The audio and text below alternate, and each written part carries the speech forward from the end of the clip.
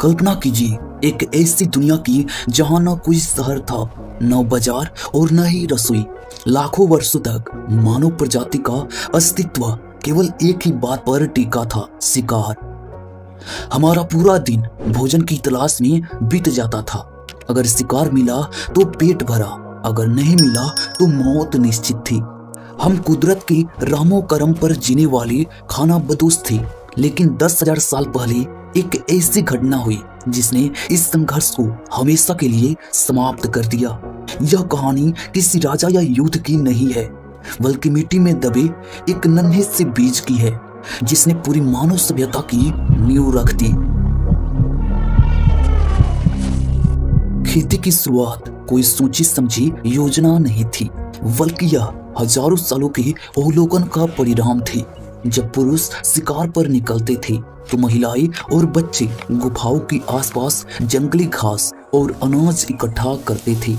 इसी दौरान उन्होंने प्रकृति के रहस्य को समझना शुरू किया। उन्होंने देखा कि कुछ खास मौसम में ही पौधे उगते हैं। पुरातत्वविदों का मानना है कि एपिपालियोलिथिक काल के दौरान इंसानों ने जंगली गेहूं और जौ को इकट्ठा करना शुरू कर दिया था। उन्होंने गौर किया कि जहां बीज गिरते थे वहां कुछ समय बाद नया जीवन अंकुरित होता था। यह संग्रहण से उत्पादन की ओर बढ़ने वाला पहला कदम था। लगभग 12,000 साल पहले यंगर ड्रायस नाम का एक ठंडा दौर समाप्त हुआ और पृथ्वी का तापमान बढ़ने लगा। इस गर्म जलवायु ने उपजाऊ अर्धचंद्र के क्षेत्रों में जंगली अनाज की पैदावार बढ़ा दी। इंसान ने अब सिर्फ बीज इकट्ठा करना बंद कर दिया, बल्कि उसने सबसे अच्छे दानों को बचाकर रखना और उसे खुद बोना शुरू किया। यह एक जेनेटिक इंजीनियरिंग की शुरुआत थी। इंसान ने उन पौधों को चुना जिनके दाने बड़े और मजबूत थे। धीरे धीरे जंगल के अनियंत्रित पौधों को पालतू बनाया जाने लगा। अब इंसान को शिकार के पीछे भागने की जरूरत नहीं थी। भोजन उसके घर के बाहर उग रहा था। खेती ने एक नई समस्या पैदा की, इंतजार। फसल बोने और उसे काटने के बीच के महीनों में इंसान को एक ही जगह रुकना पड़ता था।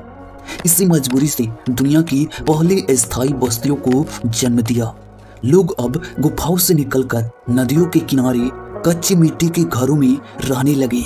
मेरकंठ और जेरिको जैसे प्राचीन स्थलों में हमें ऐसे शुरुआती गांवों के अवशेष मिलते हैं। इसी समय इंसान ने जंगली जानवरों को अपना दोस्त बनाना शुरू किया। गाय, भेड़ और बकरी न केवल मांस का स्रोत बने, बल्कि उनके गोबर ने मिट्टी को खाद दी और उनके दूध ने पोषण। यह एक पूर्ण आत्मनिर्भर पारिस्थितिक तंत्र था जिसने कबीलों को जन्म दिया। जब खेती सफल हुई तो भोजन का अवशेष पैदा हुआ। अब हर किसी को खेत में काम करने की जरूरत नहीं थी। इससे समाज में श्रम विभाजन हुआ। कुछ लोग औजार बनाने वाले बने, कुछ ने कपड़े बुनना शुरू किया और कुछ ने देवताओं को खुश करने के लिए पूजा पाठ की पद्धति विकसित की। अनाज को सुरक्षित रखने के लिए मिट्टी के बर्तनों का आविष्कार हुआ और फिर यहीं से लिपि और लेखन की कला जन्मी ताकि अनाज का हिसाब रखा जा सके। खेती ने सिर्फ पेट नहीं भरा, बल्कि उसने कला, धर्म, विज्ञान और राजनीति को जन्म दिया।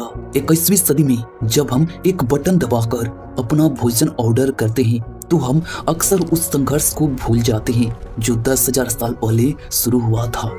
आदिमानव द्वारा की गई वह पहली बुआई आज एक विशाल वैश्विक तंत्र बन चुकी है, लेकिन चुनौती अभी भी खत्म नहीं हुई है। बदलती जलवायु और बढ़ती आबादी के साथ हमें फिर से उसी नवाचार की जरूरत है जो हमारे पूर्वजों ने दिखाया था। हम आज जो कुछ भी हैं, एक आधुनिक सभ्यता, वह उस एक छोटे से बीज और उससे बोने वाले उस पहले हाथ की देन है।